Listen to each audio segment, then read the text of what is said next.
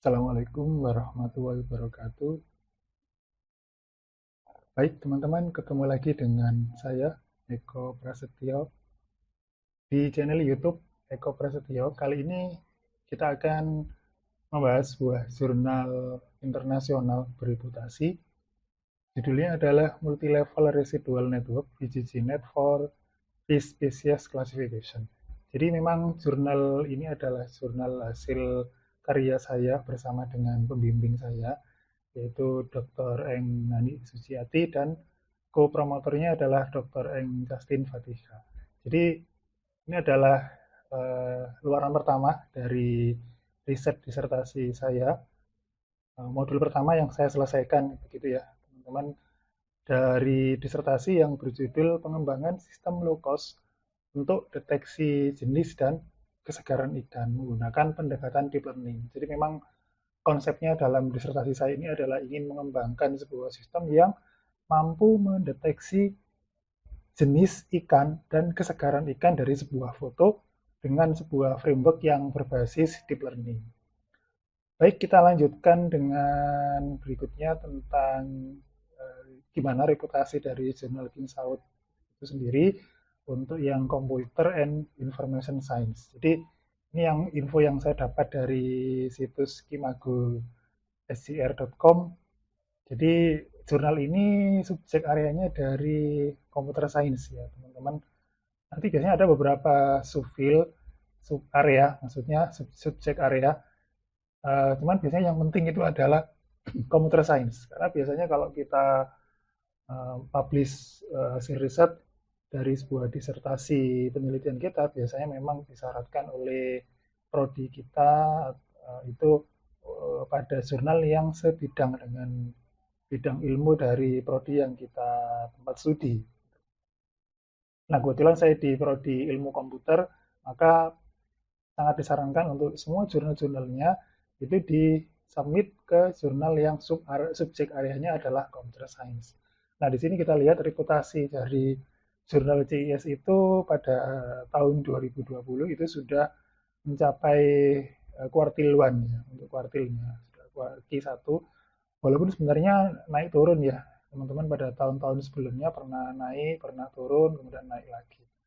Kemudian kalau kita lihat reputasi ya, indeksnya itu sudah 33. Jadi artinya indeks 33 itu dari semua artikel yang berada di jurnal ini, itu minimal ada 3 artikel yang sudah disitasi ya, masing-masing disitasi oleh 33 artikel yang lain. Ya mungkin ada ya beberapa artikelnya yang citasinya itu lebih dari 33, tetapi secara jumlah artikel yang sudah disitasi itu hanya mencapai 33 saja. Itu adalah indeks. Kemudian berikutnya adalah perjalanan dari submit saya hingga akhirnya accepted di jurnal KingSouth ini. Jadi memang teman-teman jujur, jadi saya submit itu tidak langsung keterima gitu ya di jurnal ini. Saya memang banyak hambatan-hambatan, rintangan-rintangan yang harus saya lalui duluan sehingga akhirnya bisa accepted. Jadi secara historinya itu sebelum accepted di jurnal KingSouth ini, itu saya sudah mencoba submit di 2 jurnal sebelumnya. Bisa teman-teman lihat di sini ya. Jadi riset ini saya awali sejak sekitar akhir 2019. Gitu teman-teman. Kemudian hingga sampai selesai eksperimen dan jadilah draft, selesai dibimbingkan, kemudian siap untuk disubmit itu tanggal 11 Juli 2020. Nah, ini waktu itu memang saya sangat tertarik untuk submit ke jurnal Computer and Electronic in Agriculture karena bagi saya ini sangat sangat relevan dengan topik riset saya ya, karena persoalan itu adalah persoalan agriculture di bidang ikan-ikanan gitu ya. Namun sayangnya tidak berjodoh di situ. Setelah submit mungkin waktunya sekitar 10 hari, setelah itu kemudian dapat kabar rejected. Gimana sebenarnya rejected? Waduh ya sangat sedih ya waktu itu. Saya merasa kurangnya apa sih dari tulisan saya. Saya sudah berusaha semaksimal mungkin. Nah, gitu ya. Mungkin teman-teman yang pertama kali rejected pasti merasakan hal yang sama. Terasa sakit hati, sedih. Gitu ya. Tapi itu mungkin pertama kali saja ya. Jadi saya merasakan seperti itu. Tapi berikutnya, kedua, ketiga, ketika di reject itu merasa seperti biasa saja. Nah, jadi memang saya sempat down sih ya waktu itu. Tapi ya nggak terlalu lama-lama. Paling berapa hari kemudian saya move on, saya perbaiki lagi, kemudian setelah 1 bulan saya coba submit lagi ke jurnal Pattern Recognition Letter. Namun lagi-lagi kurang beruntung karena 2 hari setelahnya itu langsung di rejected oleh editornya ya. Nah, dari 2 kali rejected ini saya melakukan evaluasi. Mungkin kontribusi saya yang kurang barangkali ya, sehingga belum layak ya, katakanlah belum layak untuk bisa diterima di jurnal internasional yang bereputasi selevel Q1. Mungkin kalau jurnal saya itu, artikel saya itu disubmit ke yang Q3 atau Q4 mungkin ya, mungkin akan diterima. Tapi saya masih bersemangat bahwa saya pasti bisa, insya Allah pasti bisa untuk bisa diterima di jurnal internasional yang selevel Q1. Saya masih punya banyak waktu untuk bisa berusaha masuk ke sana. Nah, dari situ saya melakukan re-eksperimen lagi gitu ya, teman-teman. Jadi dari dua kali rejected ini saya lakukan perbaikan lagi. Jadi tentunya ya eksperimen ulang. Tetapi di sini saya tidak ulang total, tetapi dari apa yang sudah saya kerjakan itu saya kembangkan lebih lanjut, tepatnya begitu. Jika saya perlu beberapa bulan untuk menyelesaikan, sehingga jadilah kontribusi yang cukup cukup cukup luas sih menurut saya ya, relatif cukup luas. Kemudian akhirnya disarankan oleh pembimbing saya untuk coba submit ke King Saud University Computer and Information Science. Itu saya lakukan pada akhir tahun 31 Desember 2020. Maaf ya, ini 2020. Kemudian nunggunya itu juga cukup lama sih teman-teman, mungkin ya sekitar 3 bulanan ini ya. Jadi saya dapat first decision itu ya, setelah in review selama 3 bulan, tanggal 25 itu dapat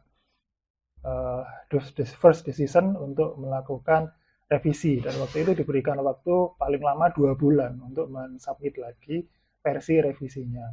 Nah, jadi selama kurun waktu itu saya coba untuk memperbaiki, saya buat jawaban-jawaban, saya lakukan revisi-revisi sehingga bisa meyakinkan reviewer dan editor untuk menerima artikel saya.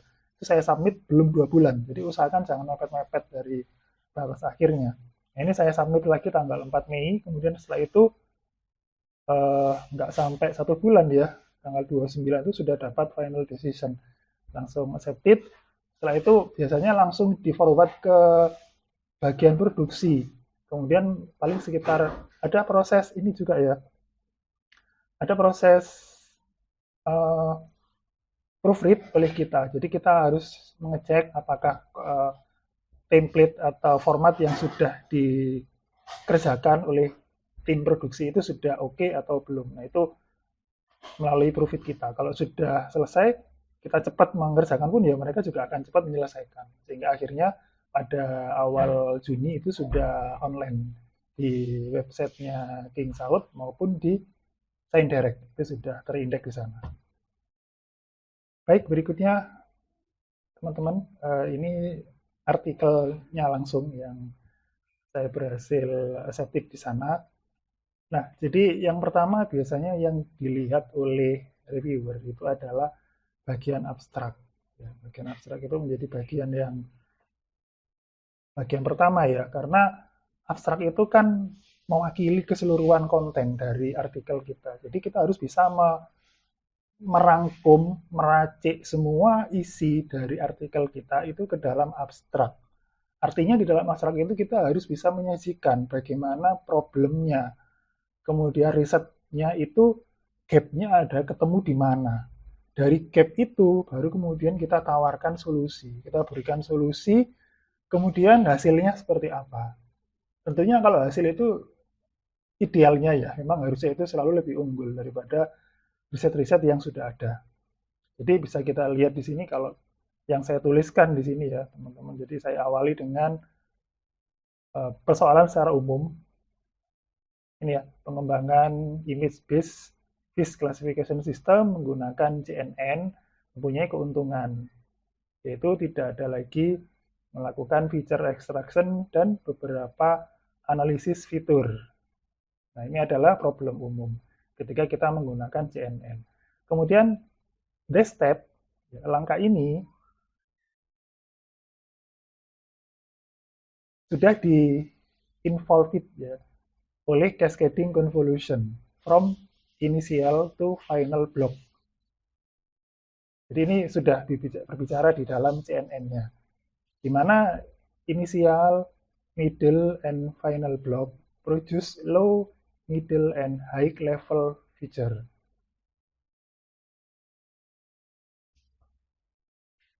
Kemudian karena cascading convolution, CNN produce only high level feature. Nah, ini adalah problemnya, semakin mengerucut ya. Kemudian, however, nah ini gap-nya, ini harus kita sampaikan di sini. Biasanya kata kunci dari gap yang kita sampaikan itu menggunakan kata kunci however. Tetapi, ya, fish classification require tidak hanya high level feature, tetapi juga low level feature seperti point, length, and texture. For representing, ya, untuk merepresentasikan its skin, gill cover, fins, and skin texture in order to achieve higher performance. Ya, gitu ya. Kemudian CNN umumnya belum, ya di sini ya, ini juga gap-nya. CNN umumnya belum ini ya istilahnya menggabungkan antara low level feature di akhir blok. Jadi belum menyertakan low level feature di akhir blok. Nah, ini adalah gap-nya, gap riset yang saya sajikan. Nah, ini penting ya teman-teman, karena ini yang akan menjadi daya tarik di dalam artikel yang kita submit. Jadi kita harus bisa menunjukkan di mana letak gap risetnya yang akan kita selesaikan. Nah, baru kemudian kita sampaikan apa yang kita proposkan, apa yang kita usulkan. Jadi di sini saya sampaikan we propose multi-level residual atau MLR as a new residual network strategy by combining low-level feature of the initial block with high-level feature of the last block by applying deep Bayes variable convolution. Jadi apa yang kita proposkan itu sebaiknya dan harusnya adalah sesuatu yang baru. Jadi pastikan teman-teman bahwa apa yang kita tawarkan itu adalah sesuatu yang belum pernah dilakukan oleh orang lain. Supaya tahu belum pernah dilakukan orang lain gimana? Ya kita harus studi literatur, kita harus banyak membaca paper-paper lain, terutama paper-paper yang 3 tahun terakhir. Itu harus banyak kita explore, harus kita baca ya. Ada apa saja yang pengembangan-pengembangan yang sudah dilakukan oleh peneliti yang lain. Nah, baru kemudian ketika kita menuliskan di sini itu adalah sesuatu yang memang baru. Jadi saya biasanya membuat sesuatu yang baru, kemudian saya kasih nama, itu namanya juga saya searching juga di ScienceDirect. Ada nggak nama seperti itu? Ada nggak nama yang persis seperti itu? Jadi pastikan teman-teman bahwa di sini adalah sesuatu yang baru yang belum pernah ada. Ya walaupun baru di sini adalah hasil modifikasi dari yang sudah ada, tapi modifikasinya pun juga ada sentuhan-sentuhan baru yang kita berikan. Kemudian di sini juga saya sampaikan kami juga mempropos MLR VGGNet. Nah, ini adalah arsitektur yang saya usulkan di dalam artikel ini. Jadi memang MLR VGGNet ini di sini saya jelaskan bahwa dia itu inherited dari VGGNet. Ya. Jadi menurunkan atau mengambil sebagian dari arsitektur VGGNet, kemudian saya modifikasi dengan berbagai tambahan-tambahan seperti asymmetric convolution, MLR, batch normalization, sama residual feature. Jadi di sini sesuatu yang baru itu adalah MLR VGGNet sama multi-level residual. Nah, itu ya. Kemudian baru kita sampaikan bagaimana hasilnya. Nah, ini saya sampaikan our experimental result show that MLR VGGNet mencapai akurasi 99,69. Jadi di sini saya sampaikan akurasi tertinggi dari perbandingan kinerja yang dilakukan mengungguli versi originalnya. Ya. Jadi up to 10,33%. Jadi mengunggulinya aja sudah 10,33%. Ini cukup signifikan. Jadi kalau signifikan itu menjadi daya tarik juga loh teman-teman oleh editor maupun reviewer. Jadi kalau misalnya kenaikannya itu 1%, 2%, ya mungkin impressionnya kurang. Jadi gimana ya, dalam riset itu kita harus bisa membuktikan bahwa metode kita itu lebih unggul daripada metode yang sudah ada. Tentunya ini juga kita nggak boleh melakukan cheating ya istilahnya, jadi harus jujur. Karena dalam riset itu kita nggak boleh berbohong, harus jujur dengan apa yang sudah kita capai. Ya, kira-kira seperti itu di dalam abstraknya. Kemudian di bagian introduction itu kita harus sampaikan lebih panjang dari abstrak tadi. Jadi biasanya begini, kalau reviewer itu tidak bisa menemukan sesuatu yang menjadi daya tarik di dalam riset kita, mungkin dia akan mencarinya di introduction. Makanya introduction ini juga menjadi hal yang penting. Jadi jangan abaikan introduction, karena ini juga menjadi biasanya kalau reviewer itu melihat abstrak nggak nemu apa yang menarik, introduction nggak nemu apa yang menarik, biasanya dia males untuk melanjutkan ke bagian bawahnya. Jadi walaupun di bagian metodologi kita itu sangat bagus, lengkap, tapi kalau di introduction itu nggak jelas, nah itu jelas nggak akan menarik bagi dia. Jadi pastikan bahwa kita bisa istilahnya itu pandang pertama oleh editor dan reviewer itu sangat mengesankan kepada mereka. Jadi tetap ya, untuk introduction kita awali dengan problem umum, kemudian beberapa riset terbaru yang sudah dilakukan oleh orang-orang, kemudian kita juga sampaikan gap-nya. Jadi ini riset-riset yang sudah ada, kemudian gap-gapnya juga harus kita sampaikan. Jadi kemudian jangan lupa juga ya teman-teman untuk jadi ketika kita menyajikan related research itu sampaikan kira-kira pokok dari si riset tadi itu apa.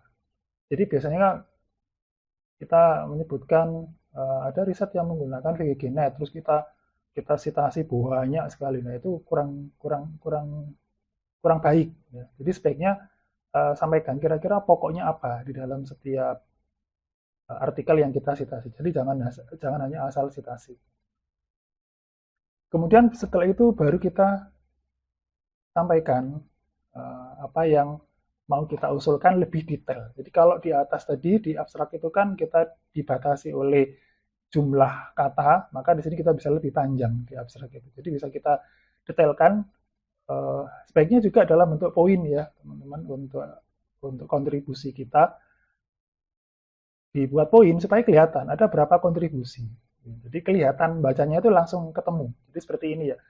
Proposing multi-level residual MLR as a new residual network strategy. Jadi di sini as new-nya ini juga harus kita tunjukkan bahwa ini adalah sesuatu strategi yang baru untuk residual network. Kemudian di sini juga saya sampaikan ada lagi using pre-trained VGGNet as backbone with parameter reduction. Jadi ini memang karena saya juga mewarisi sebagian dari arsitekturnya VGGNet, maka saya sampaikan ya di sini bahwa mengambil sebagian dari arsitekturnya VGGNet. Kemudian ini strengthening the asymmetric convolution using batch normalization and residual mechanism. Jadi ini juga walaupun ini sudah ada ya sebelumnya teman-teman oleh riset yang lain, asymmetric convolution sama batch normalization, tapi di sini saya pakai untuk memperkuat gitu.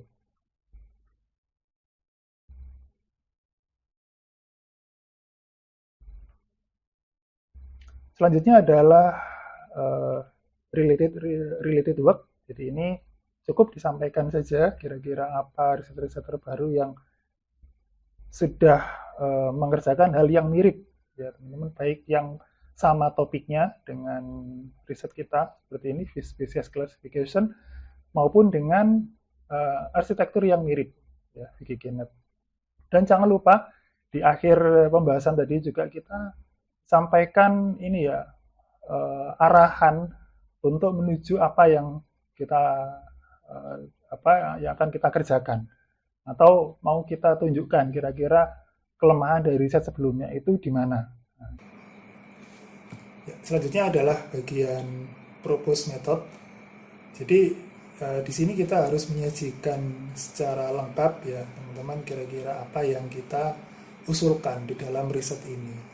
Di dalam kita menyelesaikan gap riset yang ada.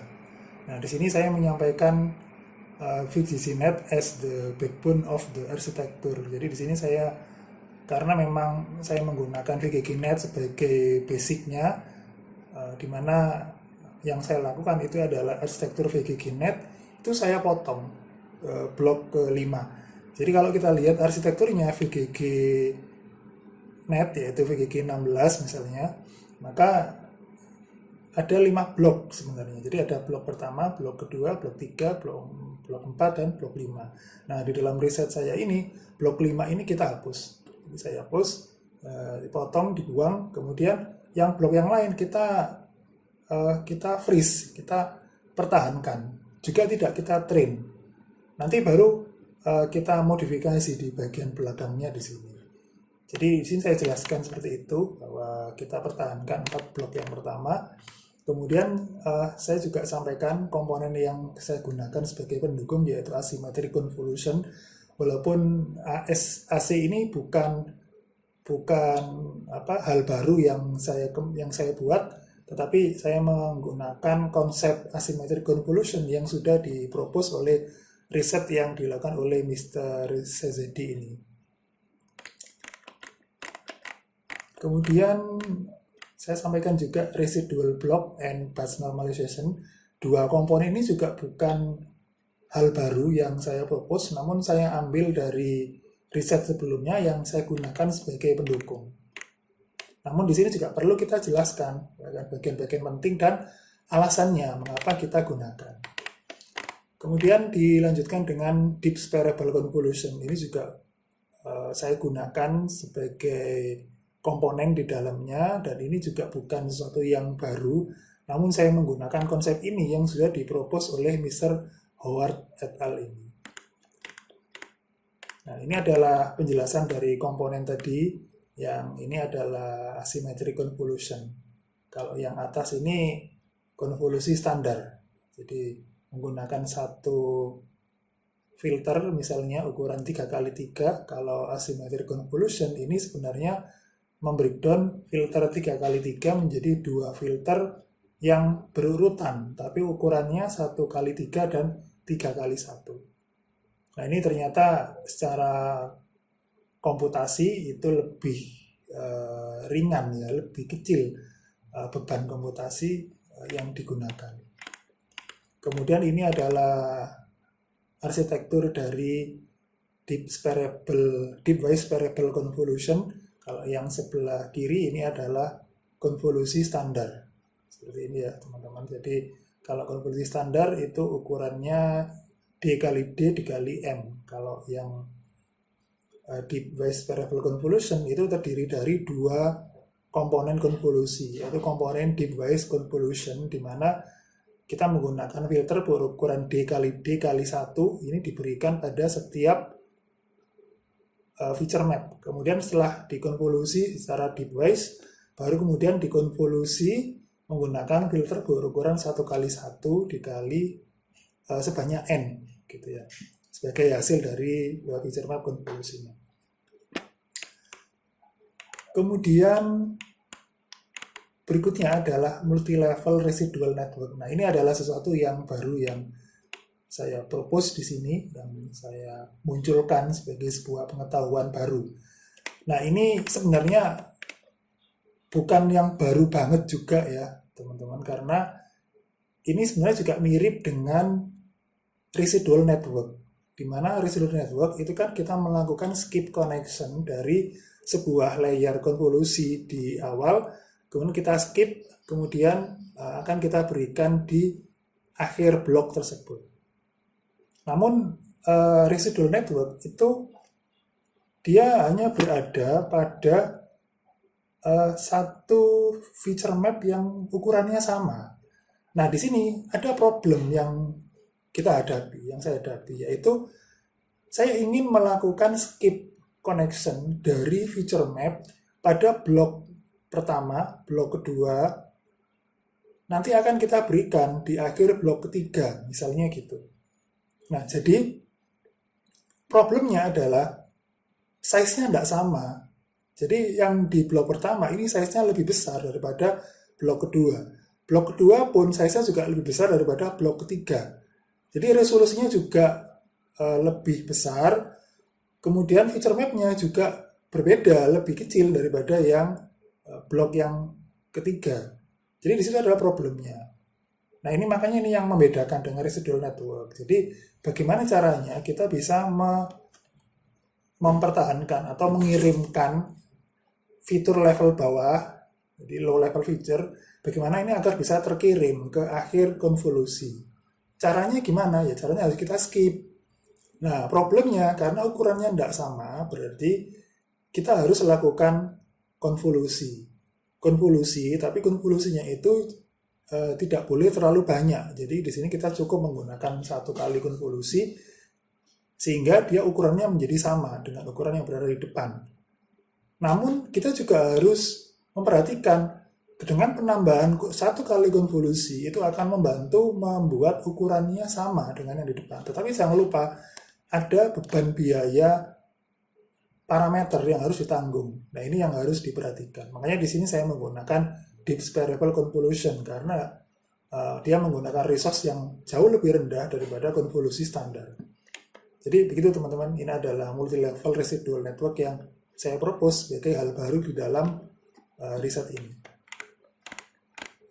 Kemudian berikutnya adalah arsitektur utama yang saya propose di dalam riset ini, yang saya sebut multi-level residual VGG net. Berarti ada dua ya, ada versi VGG 16 dan versi VGG 19. Nah, di sini saya sajikan yang versi VGG 16. Nah, jadi seperti yang saya tunjukkan tadi, bahwa VGG 16 itu kita pertahankan 4 blok pertama. Nah, yang blok kelima ini kan kita buang, sudah nggak ada. Jadi ini originalnya hanya ada di sini aja nih, original VGG 16. Kemudian hal yang barunya di mana? Yang baru tadi tentunya adalah ini teman-teman, yang multi-level residual networknya. Nah, cuma di sini ada 3 ya, karena kita ada 3 blok sebelumnya yang kita pertemukan di sini. Ini kita gunakan DSC, masing-masing DSC dengan input sesuai dengan blok tersebut. Ya, ini blok 112, ini 56, ini 28. Nah, di akhir semuanya punya ukuran yang sama, yaitu 14 kali 14 kali 512. Sehingga semuanya bisa dikonket di sini. Selanjutnya, nah ini adalah hal baru juga yang belum ada di VGGNet. Jadi di sini saya menggunakan asymmetric convolution, ya, kemudian diikuti dengan batch normalization ini, kemudian ada skip connection. Skip connection. Nah, ini kita lakukan 3 kali. Ini yang belum ada. Jadi sebenarnya kalau kita lihat komponen kecil-kecilnya sebenarnya ya sudah ada di riset sebelumnya. Tetapi di sini saya membuat sebuah inovasi yang menggabungkan komponen-komponen tadi sehingga menjadi sebuah arsitektur yang baru. Kemudian untuk yang deep variable convolution tadi ada di sini, ini detailnya. Jadi dari feature map awal, ini di deep wise convolution, kemudian di point wise convolution. Baru kemudian dapat hasilnya, kemudian di max pooling. Seperti itu. Jadi ini harapannya adalah bisa meningkatkan performa dengan menyertakan fitur level bawah. Ya, jadi karena dalam mengklasifikasi jenis ikan, kita tidak hanya membutuhkan fitur level atas, yaitu keberadaan mata, keberadaan ekor, keberadaan badan, bentuk badan, tapi juga membutuhkan teksturnya, misalnya tekstur kepala, tekstur kulit, kemudian garis-garis bentuk tubuh, nah itu juga dibutuhkan. Kemudian harapannya juga low cost ya teman-teman, jadi size-nya itu lebih kecil daripada versi originalnya. Nah, kemudian selanjutnya di hasil ini saya melakukan perbandingan pada dataset Fishgrass dan dataset Fish for Knowledge. Yang Fishgrass ini adalah dataset yang saya collect sendiri pada 8 jenis ikan. Kemudian dalam perbandingannya ini saya gunakan beberapa arsitektur pembanding, yaitu versi original dari VGG 16 dan 19, kemudian ResNet 50, Inception versi 3, Exception, kemudian metode yang saya proposkan. Nah ini kalau kita lihat selama train, validation, dan testing itu relatif semuanya diungguli oleh metode yang saya propose. Jadi trainnya mencapai paling tinggi 97, jadi bahkan jauh ya teman-teman kalau dibandingkan dengan yang versi original, baik di validation maupun testingnya dengan cara seperti itu. Kemudian ketika kita coba pada dataset yang lain, Fish for Knowledge, di mana ini ada sejumlah kelas, dan setahu saya ini datasetnya imbalance karena ada kelas yang jumlah datanya sangat sedikit, ada kelas yang jumlah datanya sangat banyak, dan ternyata dia bisa menyelesaikan dengan baik, unggul daripada model-model yang lain. Kemudian ini ketika kita lihat bagaimana klasifikasinya pada beberapa citra, baik yang berhasil semua maupun ada sebagian yang gagal.